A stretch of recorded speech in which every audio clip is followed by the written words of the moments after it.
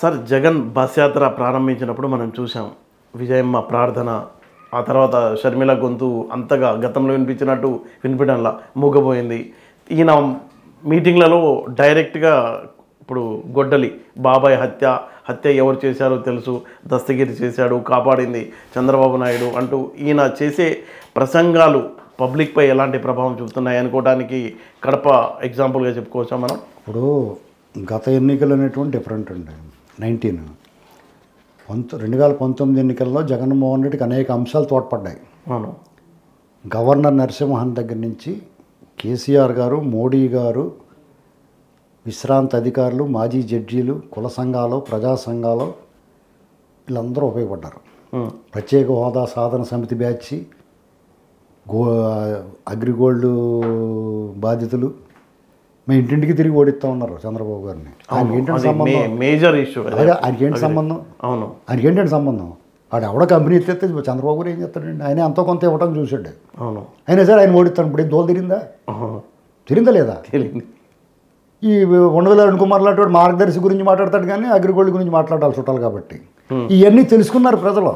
ఇప్పుడు ఓరు బాబు మనం ఎవడ మడతాడు నమ్మకూడదురా బాబు, ఇలాగ రాజకీయం పాపం గడుపుకుంటాం చేస్తారు. అధికారులు అందరూ ఉన్నారు, అందరికీ క్షవరమైంది వివరం వచ్చింది. కానీ వాళ్ళు ఫోన్ ట్యాపింగ్లు ఉన్నాయి కదా, తెలంగాణలో ఫోన్ ట్యాపింగ్ ఉంది, ఆంధ్ర కూడా ఉంటుంది. నా అనుమానులు అందరూ బ్లాక్మెయిల్ చేస్తాడేమో ఫోన్ ట్యాపింగ్ ద్వారా. ఓకే, రకరకాల వ్యవహారాల్లో ఉంటారు వాళ్ళు. అవన్నీ ఇప్పుడు కనిపెట్టి వాళ్ళందరినీ చెప్పినట్టు వినాల్సి వస్తుందేమో.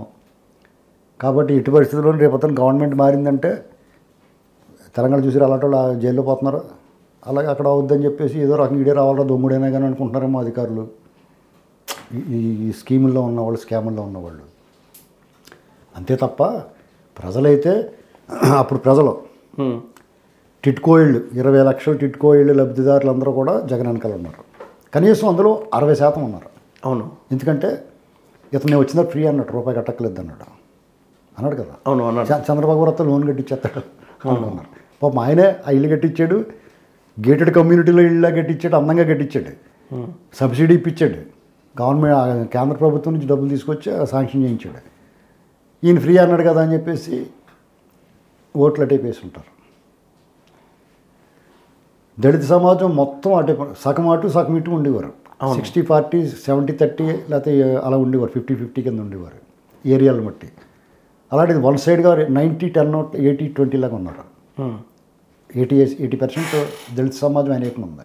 ఇప్పుడు జగన్కు అర్థమవుతుందా? బస్ యాత్రలో చూస్తున్నాడు కదా, జనం చాలా తగ్గిపోయారు, ఏం జరగబోతుంది అని. ఎలైట్ పీపుల్, పెద్ద మనుషులు, మీరు అటు చదువుకున్న వాళ్ళు గట్ట కడుపు నిండిన బేరం. నాకు కాకపోతే తాషీట్కి ఎదురెక్కమంటారు, కూర్చుంటారు కదా, కూర్చొని మీకు ఏం నొప్పి ఉండదు. చంద్రబాబు టైంలో హ్యాపీగా ఉంది, మీకేం నొప్పి లేదు. చంద్రబాబు సాఫ్ట్ టార్గెట్, చంద్రబాబు సరిగ్గా తలదూకోలేదు అంటే కూడా మిమ్మల్ని ఎవడేమంటాం. అది జగన్ అలాగంటే అట్లా వచ్చి కొట్టేస్తారు. కాబట్టి చంద్రబాబు లోకువ, ఎవడన్నా విమర్శించవచ్చు.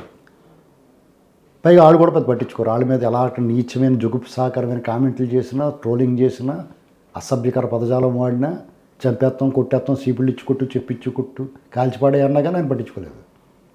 అందుకు ప్రతి కోడికి నోరు లెగుతుంది. ఇప్పుడు లేకదో బ్రాహ్మలో రమణ దీక్షితులకి తేడా వస్తే బ్రాహ్మణులకి అందరికీ నష్టం ఏంటండి? అతను పిల్లకి సరిగ్గా ముడేసుకోకపోతే వీళ్ళకేంటి నష్టం కదా? అవును.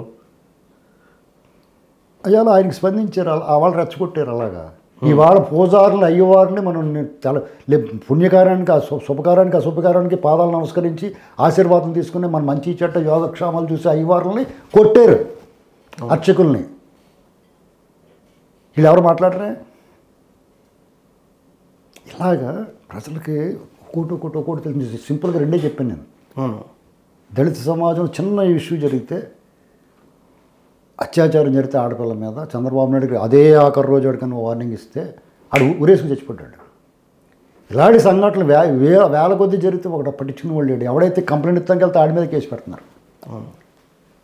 ఒక మనిషిని చెప్పి ఇంటికి డెలివరీ ఇవ్వటం పెట్టండి. అది 2 ఇన్సిడెంట్లు మొన్న కూడా జరిగింది మదనపల్లిలో, చిత్తూరు జిల్లాలో. అసలు ఏంటి, ఎక్కడ పోతున్నాం మనం? మీరు వ్యాపారం చేసుకుంటే నాకు వ్యాపారం నాకు ఇచ్చేవయా అని చెప్తున్నారు. మీ దగ్గరికి వచ్చి కేబుల్ వ్యాపారం దగ్గర ఇవన్నీ దొబ్బేస్తున్నారు. ఇలాగ ప్రతి ఒక్కడికి సొరక తగిలేసింది వాళ్ళ దెబ్బ. రేట్లు పెరిగిపోయినాయి, కరెంటు బిల్లు పెరిగిపోయినాయి. పోనీ ఏమైనా డెవలప్మెంట్ చేయడానికి ఏమీ లేదు, అప్పులు తెచ్చిన చోపు 300 దొబ్బేసి బటన్ నొక్కుతున్నానంటే ఎవడనొక్కడే మీ బాబు నొక్కుతున్నావు నువ్వు అనేటువంటి భావన వచ్చేసింది వాళ్ళందరికీ. అవును, చంద్రబాబు ఇచ్చాడు, ఈడు ఇచ్చాడు, రేపు పొద్దున ఆయన ఇస్తాడు. అవును, ఈడు 3000 చంద్రబాబు 200 2000 చేశాడు, ఇతను 3000 చేయడానికి 5 ఏళ్ళు పట్టింది. ఆయనకి 5 ఏళ్లలో 200 నుంచి 1000 నుంచి 2000 చేశాడు ఆయన. అవును, ఇతను 5 ఏళ్ళు పట్టింది 1000 పెంచడానికి. చంద్రబాబు గారు ఠకాలమని రాగానే 4000 ఇచ్చేస్తాను, మీ ఇంటికి ఒకటో తారీఖు వచ్చేస్తుంది, 3 నెలలు తీసుకోకపోయినా ఒకేసారి ఇస్తామన్నాడు. ఇది సూటుకే వెళ్తుంది వాళ్ళకి. అవును, సూటికి వెళ్తుంది. ఆడపిల్లలు మీ ఇంట్లో ఎంతమంది ఉంటే అంతమంది తలకో 1500 ఇస్తాడు. ఈయనది క్లియర్. అవును, అది మోసం. ఎంతమంది ఉంటే అంతమందికి మేము అమ్మఒడి ఇస్తానండి ఇచ్చాడా? ఇది సింపుల్ కదా 1500 ఇచ్చేయటం. అవును, పైగా అమ్మఒడి అంటే స్కూల్ కట్టాల్సింది వీళ్ళకి ఇచ్చాడు. స్కూల్ కట్టకపోతే పిల్లలు చదువు ఉండదు కదా. చంద్రబాబు గారు అయ్యంలో ఫీజు రియంబర్స్మెంట్ లేదా? ఇలాగ అన్ని పోల్చి చూసుకుంటారు జనం. చేసేళ్ళారా బాబు అనుకుంటారు. కొంతమంది డెఫినెట్గా జగన్మోహన్ రెడ్డి గారి స్వభావం ఎలాగుందో పైశాచిక మనస్తత్వంతో ఉన్నవాళ్ళు కొంతమంది ఉంటారు. ఒక అంటుంది నిన్న చంపేశారంటే చంపేస్తారు, ఎందుకు చంపేసాడో అంటుంది ఒకది. దాన్ని ఎడగోసేసి ఉప్పు కారం వండితే అప్పుడు తెలుస్తుంది. అర్థమైందండి? కాబట్టి జగన్మోహన్ రెడ్డికి అర్థమైంది మనకి జనాలు ఓట్లు అడిగితే ఓట్లు వేయరు, పచ్చి మోసమే చేయాలి, మళ్ళీ పచ్చి అబద్ధాలు మాట్లాడాలి, అదే మాట్లాడుతున్నాడు. అడ్డదారులు అలా అతని దారి అడ్డదారండి. అవును, అతనిది ఫౌల్ గేమ్. అవును, టీడీపీది ఫెయిర్ గేమ్. Fail game. ఇప్పుడు చంద్రబాబు గారు ఫెయిర్ గేమ్ ఆడతాడు. అవును, రూల్స్ రంజన్లట్టు అతను. అవును, రూల్స్ ప్రకారం చట్టం, న్యాయం, రాజ్యాంగం, సాధ్యమయ్యే విషయాలే మాట్లాడతాడు. ప్రజాస్వామ్యం ఇలాంటివి మాట్లాడతాడు. అవును, వాళ్ళదంతా వాళ్ళ దారి అడ్డదారి, ఫౌల్ గేమ్ ఆడతారు. బీజేపీ డబుల్ గేమ్ ఆడుతుంది ప్రస్తుతానికి. వాళ్ళు వన్ సైడ్గా తీసుకుంటే వాళ్ళ అదృష్టం, లేకపోతే వాళ్ళకి నష్టం. అర్థమైందండి? అవును, అది వాళ్ళ చర్యల మీద వాళ్ళ భవిష్యత్తు ఆధారపడి ఉంటుంది. టీడీపీని ఏం పేర్లేరు వాళ్ళు. ఇక జగన్మోహన్ రెడ్డికి తెలిసింది కాబట్టి డబ్బు ఆల్రెడీ మొదటి విడతలో ఎలక్షన్ ఉంటుందని అందరికీ డబ్బు చేర్చేసాడు. కానీ 3వ విడతలోకి వెళ్ళిపోయింది. అవును, 2 పెన్షన్లు ఇవ్వాలా, 2 జీతాలు ఇవ్వాలా వీళ్ళకి. మిడ్ సమ్మర్లో నడి వేసవిలో నీళ్లు కూడా దొరకవు. ఆ టైంలో ఎలక్షన్ అంటే అంత ఒళ్ళు మండిపోయి ఉంటుంది. మామూలుగానే 1% 2% దానివల్ల నష్టం వస్తుంది ఓకే అధికారంలో ఉన్న పార్టీకి. వీళ్ళకి ప్రతిపక్షాలు కూడా నష్టం ఉంటుంది. ఈ నెల 40 రోజులు మేపాలి కదా. అవును, ఇది వీళ్ళకే ఇబ్బంది ఉంటుంది. వీళ్ళకి బడ్జెట్ పెరుగుద్ది. అంటే ఈ బస్ యాత్రతో ఏమన్నా కొంచెం గ్రాఫ్ అనేది బస్సు యాత్ర ఇంకా తగ్గింది, ఇంకా పడిపో. బస్సు యాత్రలో డీజిల్ పొక్కండి అతనికి. అతనికి ఇప్పుడు ఎంత ఉందో బస్సు యాత్ర చేస్తే ఇంకా డ్రాప్ అయిపోతుంది తప్ప గ్రాఫ్. ఎందుకంటే ఆడ వాటర్ అది చూసిన సిరాకు వచ్చేది అందరికీ. ఆడ బాబాయ్ మర్డర్ కేసు గురించి గట్రా మాట్లాడుతున్నాడు. మర్చిపోయిన వాళ్ళు కెలుక్కుని వాసన చూసుకుంటున్నాడు. అతను పడుకున్న గురం లేపుతాను ఇచ్చుకుంటున్నాడు. ఆ బాబాయ్ మాట్లాడుకుంటూ ఉంటే కొంతవరకు ఇప్పుడు అతను మాట్లాడాడు. సునీత గారు బయటకు వచ్చింది. మొన్నటి వరకు భారతి గారి పేరు, జగన్ గారి పేరు చెప్పలేదు. నేను చెప్పేసిందా? మీ ఇద్దరు పాత్ర ఉందేమో అనుమానం వస్తుంది అంటుంది. రేపు మీరే చేశారంటుంది.